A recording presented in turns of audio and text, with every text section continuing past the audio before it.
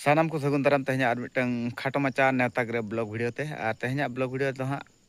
खाटो माचा तीन ले आंजम पे कांता पोना अतु दो हाँ सरी चंदनपुर भाया कुलियोना मयूरभंज और अको को बड़ा का चे बांगा हजू कान 2-5-2026 हिलो दोहा कना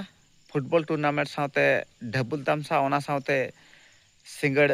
कॉम्पिटिशन यात्रा और अको को हाँ अरे पे आंजम नाम तबोना नवा इन्या चैनल पाटा से खा सानाम को ठन नेवता तहन कना हजू तावन पे 2-5-2026 हिलो सिंह बेड़ा आटी दल इदियाते फुटबॉल नज हुआ और फुटबॉल खेल लगित ते से सेलेदो लगित ते खान दो एंट्री फी लेकाते दो होकना 2000 टाका और सिरफा तकरा मेना का पहिलो सिरफा 10,000 और सेकंड सिरफा और उनकागे और कॉम्पिटिशन यात्रा सेलेदो लेकाते गनंग दो होकना 1200 टाका और पहिलो सिरफा 12,000 सेकंड सिरफा 8,000 थर्ड सिरफा 6,000 और फोर्थ सिरफा 5,000 और मोड़े सीरियल रे सिरफा दो हुई 4,000 टाका और नौका तहन कना हाँ ताबो और ढबुल तामसा इन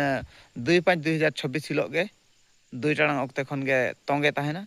और सानाम कोठेन नेवता तहना मा नय लीफलेट नेल ताबन पे और हजू कान दिन रे श्रीचंदनपुर बो सेटरोग मा और जस्ती बांग लई काते अको को नवा गया इन्या चैनल साव नासा धारा बो सब्सक्राइब कामा और जदि जहां करे भूल बट का तहन कना कमेंट बॉक्स फांका गया ना कमेंट का ताबन पे मा तबे